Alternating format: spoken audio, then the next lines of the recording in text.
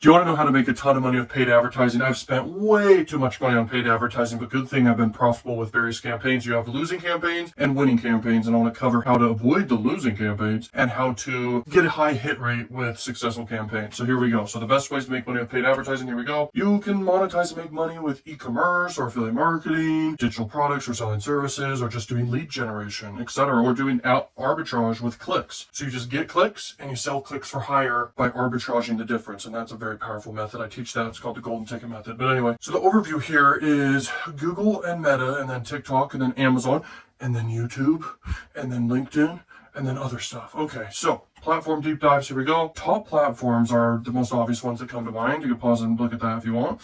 Then there's the other platforms, the yada, yada, yada. And then there is Google Ads. And Google Ads is really probably one of the biggest ones by far, and that's pretty clear. They take up a massive part of the whole market, advertising, ad spend with businesses and everyone. So that's Google Ads, that's YouTube Ads, that's Gmail, that's everything. You can use Google Ads for search traffic, video traffic. You can do interruption marketing or search traffic. I mean, it varies. It just depends on what your goals are. My go-to favorite thing for mainstream traffic is for sure YouTube ads for interruption marketing. If you're trying to do search marketing, I actually prefer doing content marketing in that case, trying to rank with SEO, put out a bunch of content, especially with YouTube. Trying to do search traffic and bid on keywords is very problematic. It definitely costs a high amount in comparison to doing free. And you can just crank out a ton of videos for very specific keywords for whatever you do, whatever you want to sell, and it will rank. You'll get in front of the right people. Just mass produce good content, and you'll rank and save a ton of money on advertising if you're trying to get in front of search traffic. But the ultimate traffic on the planet, without a doubt, is interruption marketing. So that could be just interrupting someone's day with knocking on the door, or leveraging flyers, or even better with paid advertising is you get in front of people with banner ads, image ads, or video ads. And I think video ads are the best for sure. So you got Meta ads here. I personally don't really like Facebook ads and Instagram ads and Meta ads that much. TikTok's really good, unless they're super strict. I haven't used them too much. Adult advertising networks are basically the least strict, along with pop-under networks, push advertising networks, and everything like that. YouTube and Google ads are not super strict, but they have certain industries they're pretty strict in. So you just have to abide by the rules, but you get in front of tons of people. It's hyper targeted.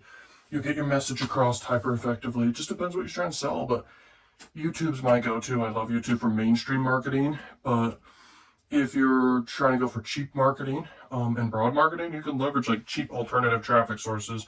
A lot of people know me for that, with adult or push or pop under traffic and native ads and everything like that. So Amazon's huge, a ton of buyer traffic. A lot of people use it for whatever, but they mainly use it, I think, for search intent. So they show up when people search and they kind of display their product or whatever on Amazon. But there's a lot of ways to advertise with Amazon ads. And obviously they have very valuable traffic, in my opinion, because it's really just buyers. People who are on that site, they're looking at products 24/7. So it's buyer traffic for real. But everyone's a buyer if they got money. Everyone who has a beating heart has money. So yeah, I don't know why I'm making a video in a sauna right now. My office is a sauna right now, but if I have on the fan, then basically, and the AC, it's kind of noisy in a way. So that's why it's freaking sauna in here. But here we go. So this is a challenge. Okay, Microsoft ads, I don't prefer over other stuff. You gotta look at alternatives in life, and when it comes to marketing, look at all your options out here. So Quora is an alternative. You got Snapchat, you got Pinterest, you got Reddit, you got Quora, you've even got X and Twitter and everything like that. Then there's even more. And it really never ends. And you gotta go deep on what is your marketing angle with what you're trying to sell, and then brainstorm. And AI is so good at this. You can go deep on brainstorming how to market effectively what you're doing, and brainstorm hooks, brainstorm your copywriting, and you can do rough drafts of your own copywriting and have AI improve it. And this is just amplifying everyone's marketing abilities. It's crazy. Okay. By the way, I strongly believe when it comes to almost any form of marketing, I think if you can make funny advertisements that are very persuasive at the same time, you're very likable when you do that. You have more trust when you do that. Emotions are being elicited there, such as endorphins, and that's connection, okay?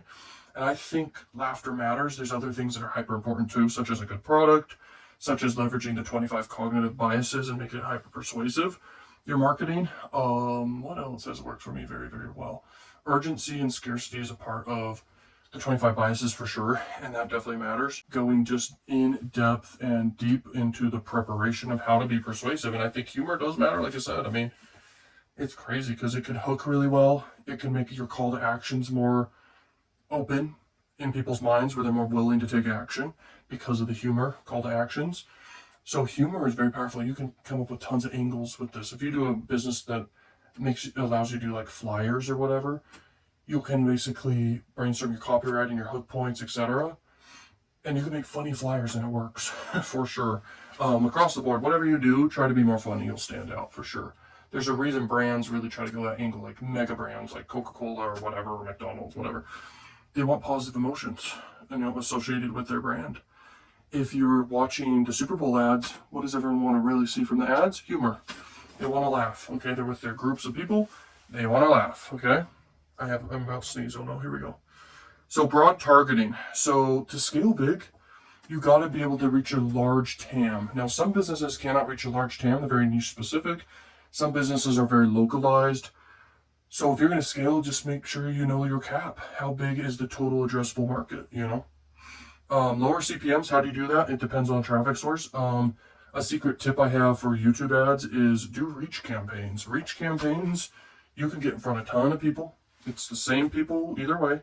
Whether you're doing optimizing for views or conversions or leads or whatever, you get in front of even more people. It's way cheaper.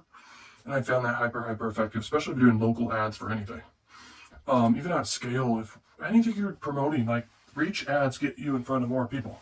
If you're optimizing just for views, that is not good. You get in front of way more people, and you can have maximum 2 to 3 impressions, okay, per person as your cap or whatever. What else? AI optimization's good. Remarketing's really good. Like, you can basically make custom audiences when you run meta ads, any video platform ads from YouTube, TikTok, etc.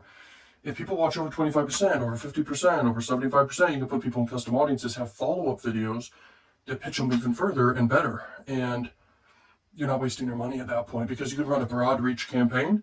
Everyone who watches your broad reach campaign, that's a list. It's an invisible list, and it's very powerful because you can remarket to the people and only the people who responded at a high rate, at least watched 50% of your video or more. That's better than just running ads again to everyone, including the people who watched 5% or less. So yeah, remarketing to invisible audiences is very powerful. Good for mass market, great for awareness, efficient at scale. Okay. Hyper-specific targeting, there you go. And I really do prefer platforms where you can go hyper-specific with your targeting for sure. So you can pause and read about that, but yeah. And all the platforms are different, so I can go on about that forever, but yeah. If you want coaching with me to get specifics on things, then you can get that if you want. Okay. So budget considerations in 2025, 2026. Budget size, shape, strategy.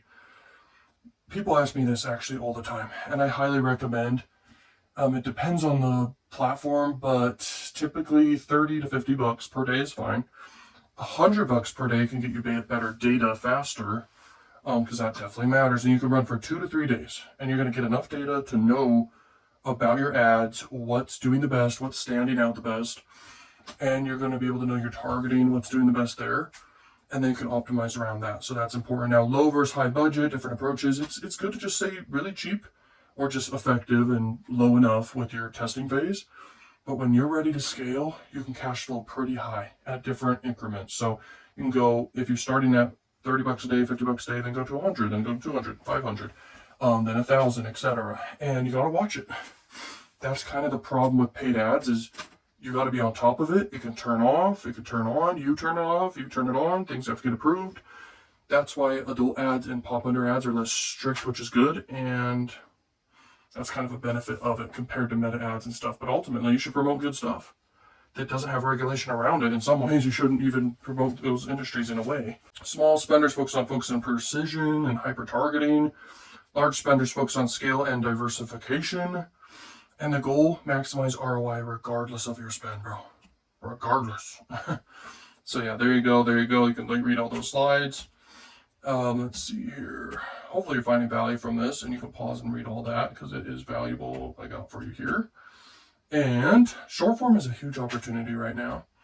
AI obviously is great for brainstorming, doing your copywriting, thinking of hook angles, etc.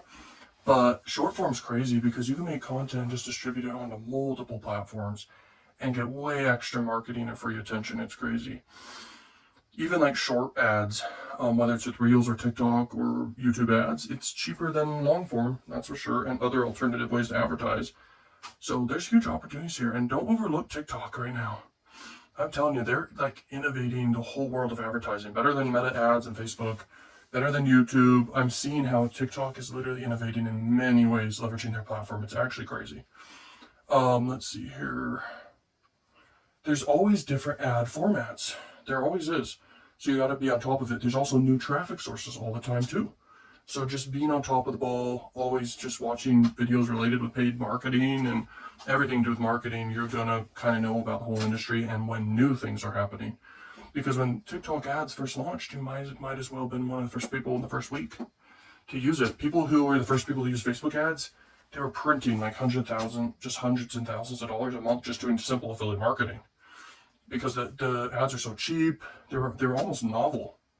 It was almost like a novelty to people. It was like, wow, I'm seeing an ad that's interesting, I'm going to click on it. And you got higher click-through rates, higher conversion rates. People were curious. It just worked. Authenticity and UGC ads, so user-generated content. This is powerful. And this is why I say TikTok's really innovating, because TikTok has so much stuff around the UGC advertising stuff. Like people who own their own physical products and stuff, and they get ambassadors and affiliates and everything. People are making tons of content every day.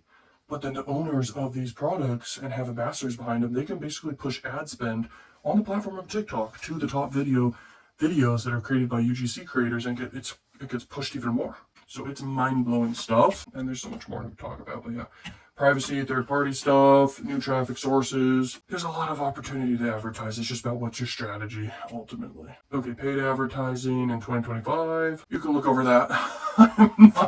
I'm not going in depth in this video, I guess.